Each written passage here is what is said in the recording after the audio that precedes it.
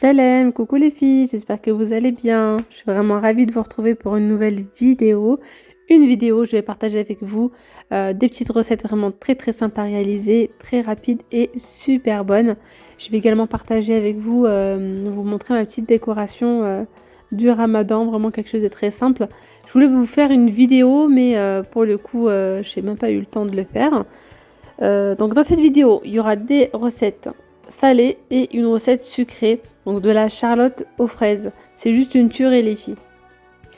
Voilà, donc là je vais vous montrer ma petite décoration du Ramadan. Donc là ce que j'ai fait, c'est que j'ai imprimé tout simplement sur le site Pinterest. Vous allez retrouver plein d'images, plein de jolies choses. J'ai imprimé cette affiche là, voilà, que j'ai mis dans un petit cadre. Et la deuxième image que vous allez voir aussi dans le cadre doré, pareil, hein, cette image-là provient de chez Pinterest.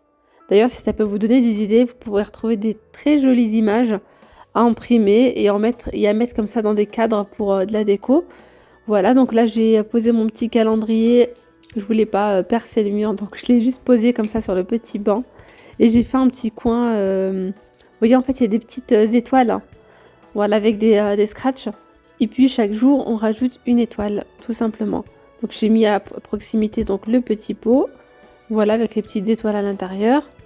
Et voilà, un de mes enfants, chaque jour, rajoute une petite étoile. Ici, on va retrouver un petit coin lecture, où on va lire et discuter un petit peu de la religion, ou bien tout simplement lire des histoires avec les enfants. Voilà.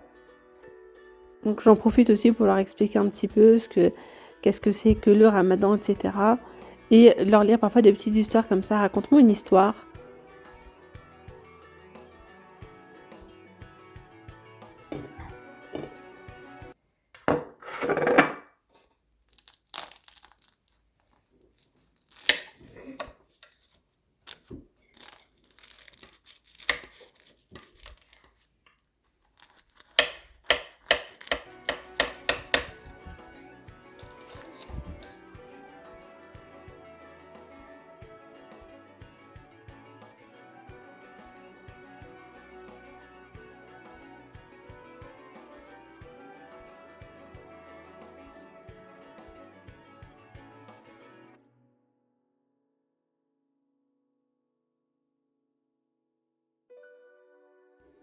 Voilà les filles, je voulais juste vous montrer donc l'intérieur du gâteau, la petite charlotte aux fraises. N'hésitez vraiment pas à le faire quand vous êtes pressé ou franchement ça dépanne très bien. Si vous avez des invités surprises, je dirais, par exemple pour le goûter ou quoi, vous pouvez préparer ça.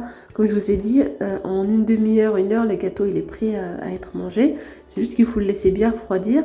Et voilà, la crème se tient très bien, sans souci. Après, vous pouvez remplacer les fraises par autre chose, hein. Ça peut être par des poires ou par des pêches. Vraiment, c'est comme vous voulez.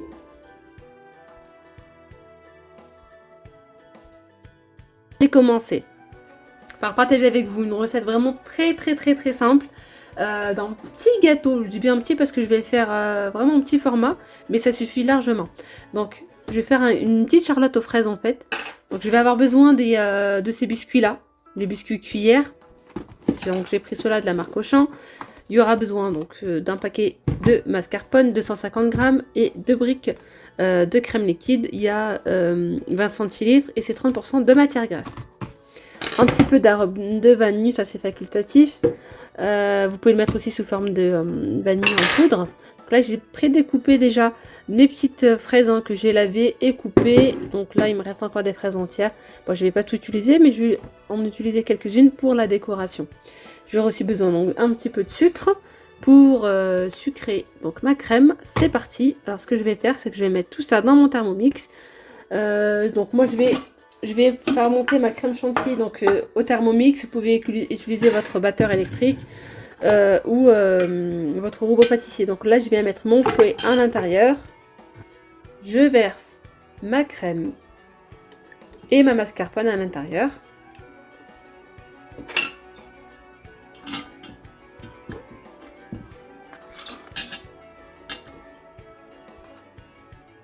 Donc là, cette brique-là, je ne viens pas la mettre en entier, hein. Je vais mettre juste la moitié, c'est largement suffisant.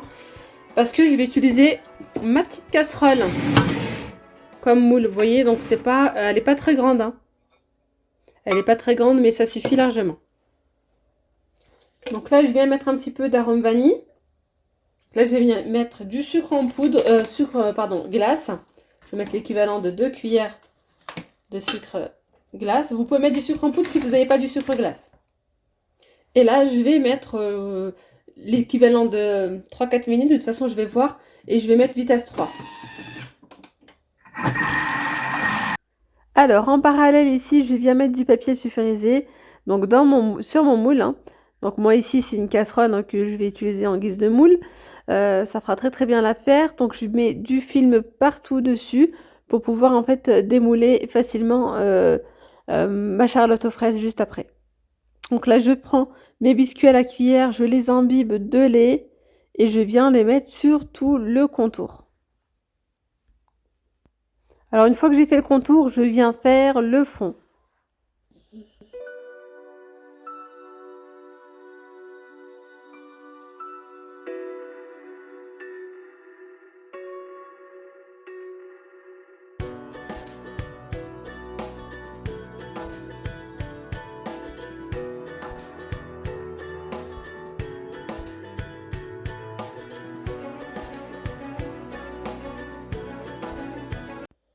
Voilà, maintenant je vous montre ma crème chantilly.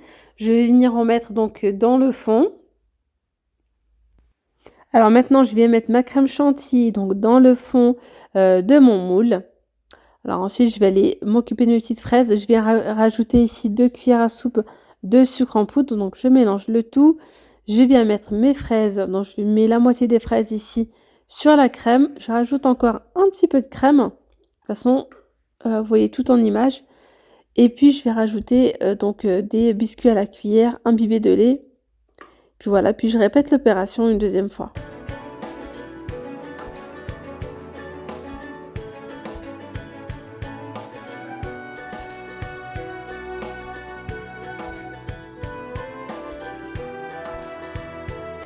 Et là, une fois que j'ai fini donc les couches, je viens prendre donc mon film alimentaire et je serre bien sur les côtés, voilà comme ceci, et je vais venir le mettre au réfrigérateur. Vraiment, vous pouvez le démouler même 30 minutes après, 1 heure après, donc moi je l'ai laissé environ 3-4 heures. Voilà, donc je vous montre 3-4 heures après, je viens le démouler tout simplement, je prépare donc une assiette, je le mets dessus et boum, je le retourne.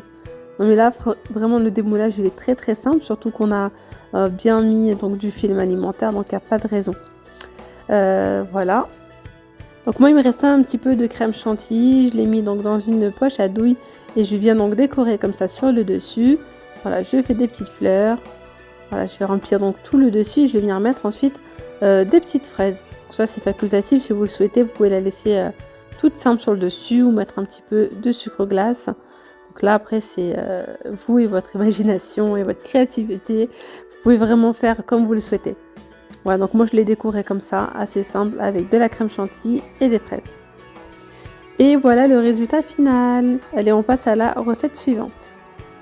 Donc là, je vais faire des petites pizzas toutes simples, mais avec de la pâte feuilletée. Donc voilà, en temps normal, j'utilise de la pâte à pizza. Mais voilà, là, il me restait de la pâte feuilletée. Je me suis dit, pourquoi pas faire des petites pizzas. Donc là, j'aurai besoin de thon, de mozzarella râpé, de fromage râpé et de la sauce tomate. Alors la sauce tomate, c'est très simple. J'ai tout mis donc dans mon petit bol. La sauce tomate avec de l'ail en poudre. J'ai mis un petit peu donc d'herbe de Provence, du sel et du poivre et un petit peu d'huile d'olive. Donc là, je viens et j'ai pas fait cuire ni rien. J'ai vraiment mélangé tout ça à froid. Je vais l'utiliser comme ça et franchement, c'est un régal. Donc là, je viens prendre un petit emporte-pièce et je viens faire des cercles. Vous pouvez d'ailleurs, avec cette pâte feuilletée comme ça, faire des petits chaussons. Soit mettre donc un cercle sur l'autre. Sur un cercle, vous mettez la farce et sur la deuxième pâte feuilletée, vous refermez. Ou bien même faire des petits chaussons, pourquoi pas. Donc là, je viens étaler ma sauce tomate. Vraiment, c'est quelque chose de très très simple, mais qui dépanne très très bien. C'est très rapide à faire et franchement, c'est super bon. Même avec la pâte feuilletée, j'aime beaucoup faire ça. Je le fais aussi parfois avec la pâte brisée. Quand j'ai plus de pâte à pizza, bah, je l'utilise. Donc là, je mets du thon tout simplement et mozzarella et du fromage râpé. Ah oui, là, j'allais oublier avant tout. Avant de mettre la mozzarella, j'ai rajouté un petit peu d'herbe de Provence sur le dessus. Voilà, moi j'enfourne ça quelques minutes à 180 degrés et je vais vous montrer donc le résultat. Voilà.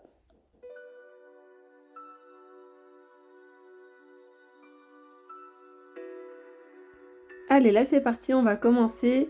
Donc la mhancha, c'est un... Ça va être... Je vais faire une espèce d'escargot avec de la pâte philo. Voilà. Et franchement, la pâte philo, c'est trop bien. On peut faire vraiment plein de choses, différentes formes avec. Vous pouvez faire des pâtisseries sucrées ou bien même voilà, la salée, des feuilletés. C'est trop bon. Donc là, moi, pour la farce, je vais mettre de la kefta, donc de la viande hachée et de la pomme de terre. Donc là, pour la viande hachée, je vais mettre du paprika, du persil, de l'ail en poudre, du sel. Et là, je vais mettre donc le restant de sauce tomate qui me restait anti-gaspillage de la pizza. Il me restait un petit peu de sauce tomate, donc je l'ai mis à l'intérieur. Je mélange le tout et je vais faire cuire tout ça donc à la poêle avec un petit filet d'huile d'olive. Pour les pommes de terre, je les ai fait cuire déjà. Donc je les ai fait cuire juste avant. Je les ai coupées en rondelles, je les ai fait cuire.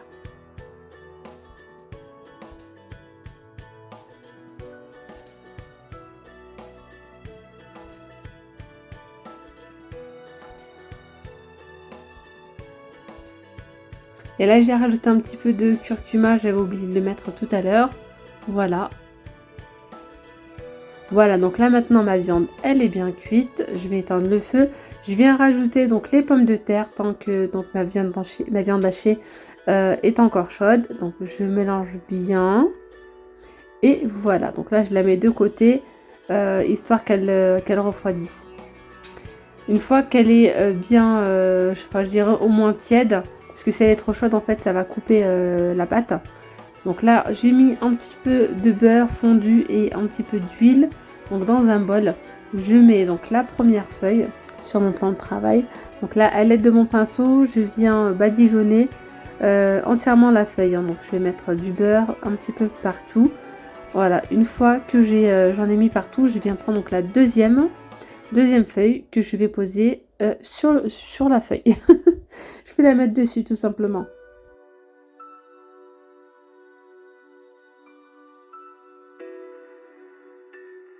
Donc maintenant, je remets donc un petit peu de beurre avec de l'huile sur toute ma feuille.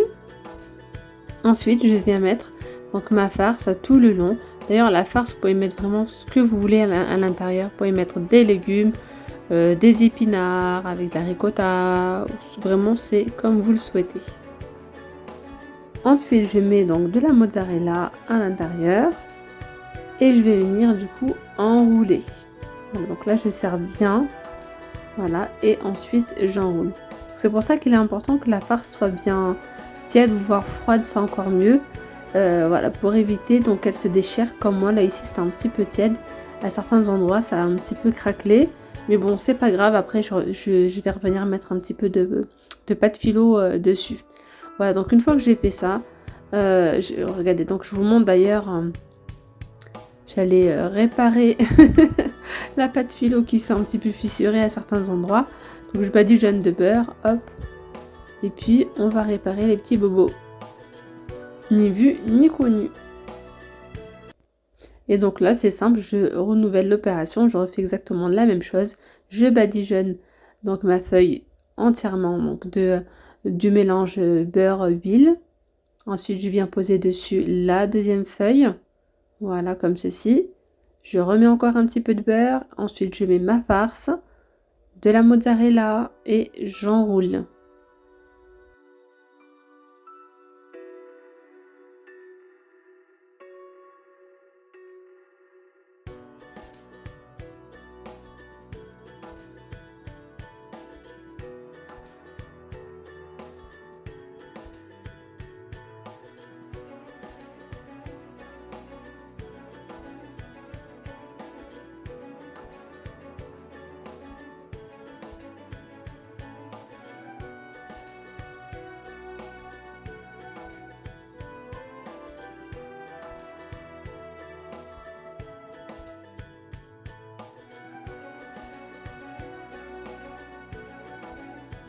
Et voilà, donc là je mets la petite dernière. Ce que je vais venir faire. Alors ce que je viens faire, dans un bol, je viens casser un œuf, je rajoute un petit peu de lait. Donc je mélange bien et ensuite je vais venir badigeonner donc tout mon feuilleté avec.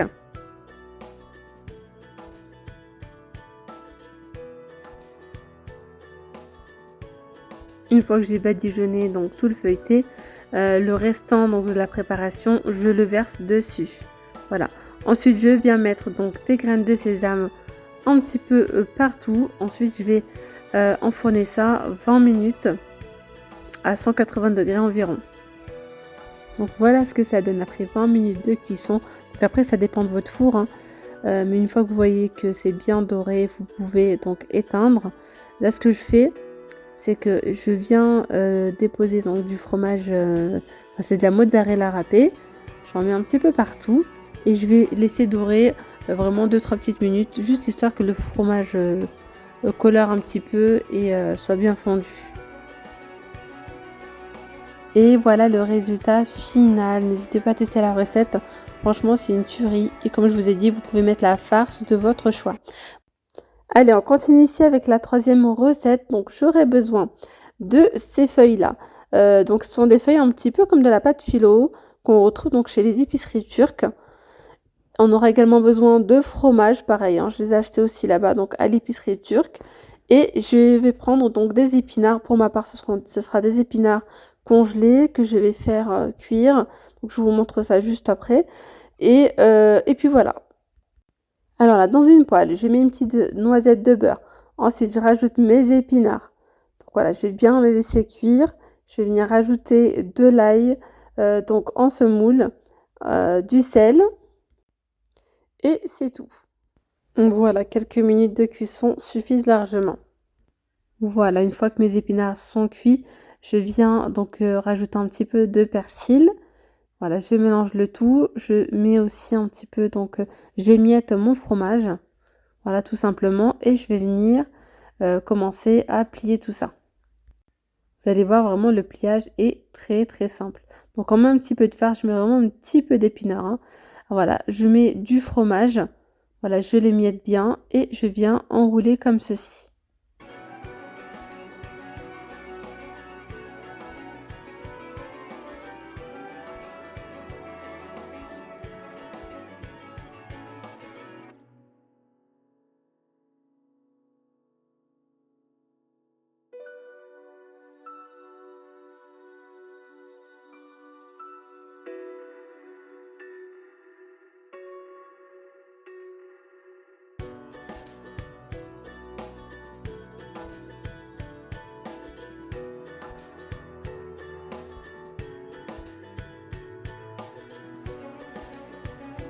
Une fois que j'ai fini donc mon pliage, je viens faire chauffer de l'huile donc dans une poêle. Une fois que l'huile est bien chaude, voilà, je viens y déposer mes cigares.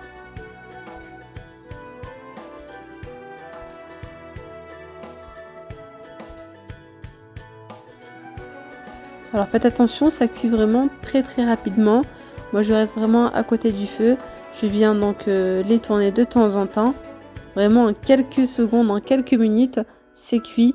J'aime beaucoup parce on trouve directement ce petit côté croustillant. C'est super bon, n'hésitez pas à tester. Si vous avez des épiceries turques, n'hésitez pas à acheter cette pâte-là. Vous pouvez mettre vraiment la garniture de votre choix.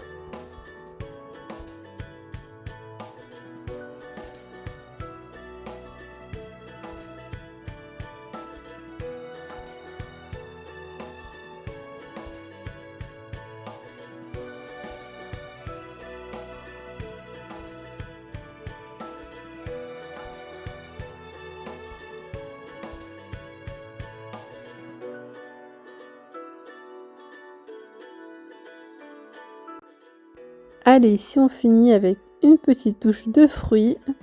Je viens couper donc mes oranges. Moi je sais que je coupe souvent les oranges de cette façon-là. Les enfants aiment beaucoup les manger lorsque c'est coupé. C'est pareil pour le kiwi. Voilà, je vais venir mettre aussi un petit peu de fraises.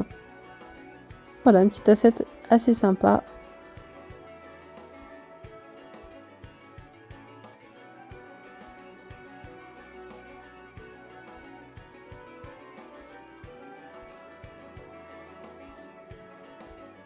Et bien voilà les filles, la vidéo elle arrive à sa fin. J'espère vraiment que ces petites recettes très simples et rapides vous ont plu. N'hésitez pas à liker, surtout à vous abonner à la chaîne, hein. N'hésitez vraiment pas à vous abonner à la chaîne, c'est totalement gratuit. Voilà. Merci à tous ceux qui prennent le temps de me laisser un petit commentaire ou de liker la vidéo tout simplement. En tout cas, ça me fait vraiment plaisir de vous voir de plus en plus nombreuses à me suivre. Merci vraiment infiniment, ça me fait énormément plaisir. Donc du coup, voilà, ça sera le ftour pour nous, enfin pour ce soir. J'ai également donc de la harira de la veille que je vais tout simplement réchauffer. D'ailleurs, il faudrait que je partage avec vous une recette de harira vraiment très très simple à faire aussi et très rapide. En tout cas, je vous fais de très gros bisous, puis je vous souhaite une très bonne journée. Je vous dis à très vite. Bye bye.